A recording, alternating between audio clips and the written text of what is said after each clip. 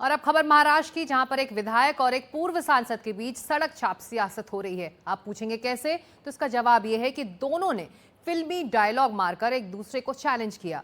जगह तेरी, वक्त तेरा, दिन भी तेरा। और फिर माननीय विधायक ने 500 रुपए के स्टैंप पेपर पर पूर्व सांसद को खुली जंग का न्योता दे दिया है। अब वो जंग कैसी होगी, ये देखिए। मतलब मेरी सटक गई। मैं जूडो चैंपियन हूँ, मैं जिम्नास्टिक चैंपियन हूँ, मैं कराटे चैंपियन हूँ, मैं कुश्ती चैंपियन हूँ, तलवारबाजी, दांडपट्टा, कुश्ती का सब मैं चैंपियन हूँ। इसलिए मैं कुछ भी यूज कर सकता हूँ। तो भाइयों, आप लोग तैयार हो जाइए। महाराष्ट्र के माननीय विधायक संजय गायकवाड़ एक सड़क छाप जंग की तैयारी कर रहे हैं। वो जंग कैसी होगी ये हम आपको बताएंगे, लेकिन उससे पहले ये बताते हैं कि किससे होगी। गरीबों के ऊपर हाथ उठाना,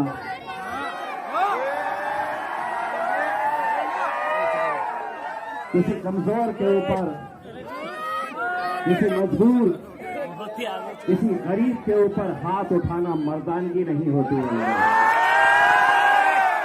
ये इम्तियाज जलील है, AIMIM के पूर्व सांसद हैं। इन्होंने जो चुनौती दी है उसे संजय गायकवाड़ ने स्वीकार कर लिया है। चलिए अब पूरी कहानी सुनिए। आप इन महाराष्ट्र में सत्ताधारी शिवसेना के इन माननीय को शायद भूले नहीं होंगे। ये वही विधायक हैं जिन्होंने मुंबई के आकाशवाणी कैंटीन के एक कर्मचारी की सरेआम पिटाई की थी। उस कर्मचारी पर थप्पड़, मुक्के, घूंसे और लात तक बरसाए थे और खुद के योद्धा होने का दावा भी किया। मैं एक योद्धा हूँ, मैं लोक प्रतिनिधि हूँ। जब कोई लोकशाही की भाषा नहीं समझता तो मेरी भाषा आखिरी में ये रहती। बुल्ढाना के विधायक संजय गायकवाड़ की उन तस्वीरों को देखकर औरंगाबाद के पूर्व सांसद इम्तियाज जलील का खून खौल उठा था और उन्होंने कह दिया था कि अगर वो उस कैंटीन के मैनेजर होते तो गायकवाड़ की धुलाई कर देते। इम्तियाज जलील का बयान जब संजय गायकवाड़ ने सुना तो उनका खून खौल गया। फिर विधायक जी ने भी पूर्व सांसद महोदय को पिटाई की धमकी दे डाली। अब बात और बढ़ गई। इम्तियाज जलील ने अपने समर्थकों की तालियों और हौसला अफजाई के बीच मंच से चुनौती दी, एकदम फिल्मी स्टाइल में।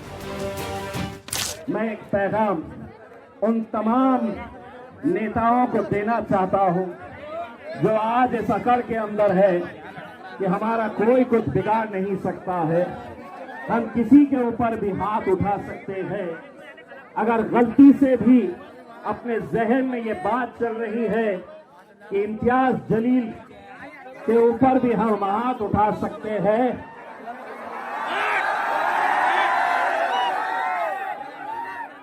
तो जवाब पहले वहां से देकर गया था।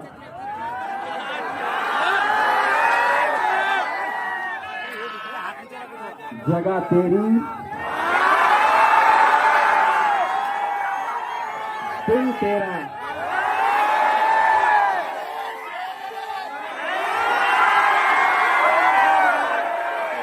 वक्त भी तेरा। बोल कहां आना है। इम्तियाज जलील की सभा सियासी थी और जुबान फिल्मी। किसी कमजोर के ऊपर, किसी मजबूर, किसी गरीब के ऊपर हाथ उठाना मर्दानगी नहीं होती है।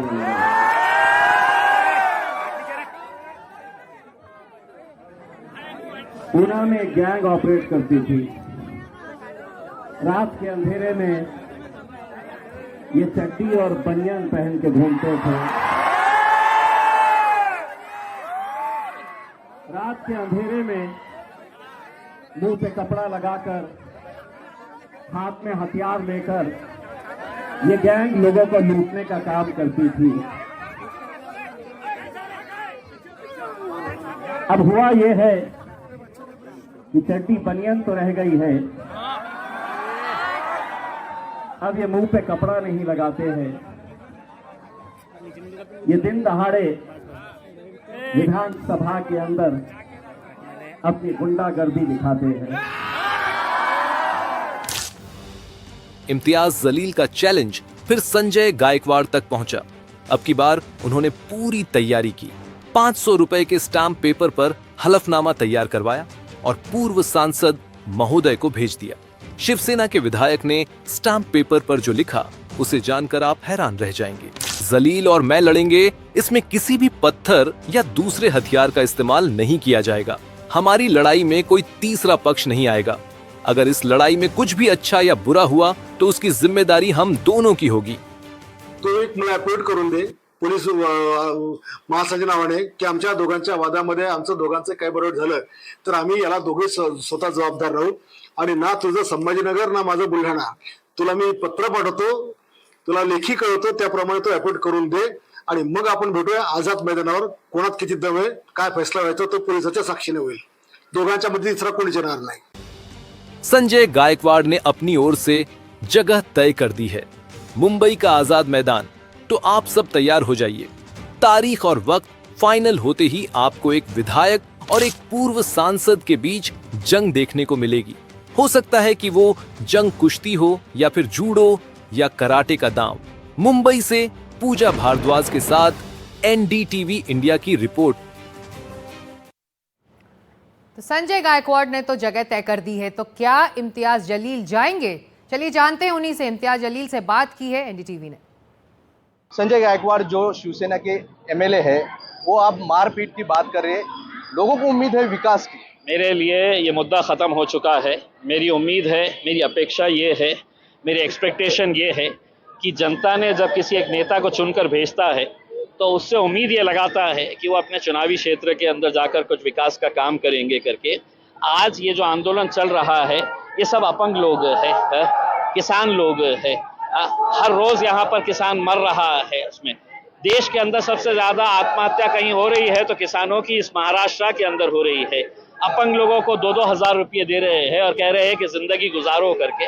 कैसे गुजार सकते हैं इसमें? तो ये मुद्दा अहम है। बाकी फालतू के धंधे, फालतू की बातों के ऊपर मैं अब प्रतिक्रिया नहीं दे रहा हूँ। उनको जो करना है वो करने दीजिए। मेरे लिए वो मुद्दा खत्म हो चुका है। जब चुनाव आते हैं तो लोग मतदान इसलिए करते हैं कि ये नेता हमारे काम करेगा, लेकिन वो नेता जाके विधानसभा में मारपीट करता है, कभी किसी नेता को लड़ाई के लिए आमंत्रण देता है, तो ये लोगों की आशाओं पे पानी फिर रहा है। देखिए, महाराष्ट्र की विधानसभा के अंदर मैं समझता हूँ कि पिछले 75-76 सालों के अंदर इतनी घटिया हरकतें नहीं हो रही होगी जितनी अभी हमने देखे हैं।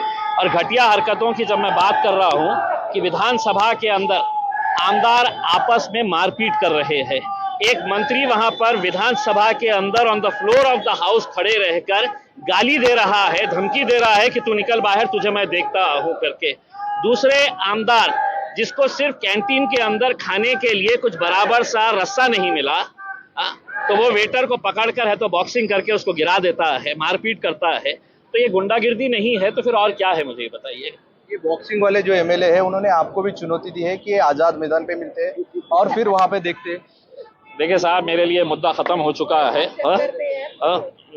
मुझे आज़ाद मैदान में जाने की ज़रूरत नहीं है। मेरी ये ताई जो है, ये मौसी मेरी चले जाएगी और जिससे लड़ने का है जाके लड़ लेने का बिंदास। आपने भी जाके बुल्ढाना में इशारा दिया था, उसका ये रिएक्शन।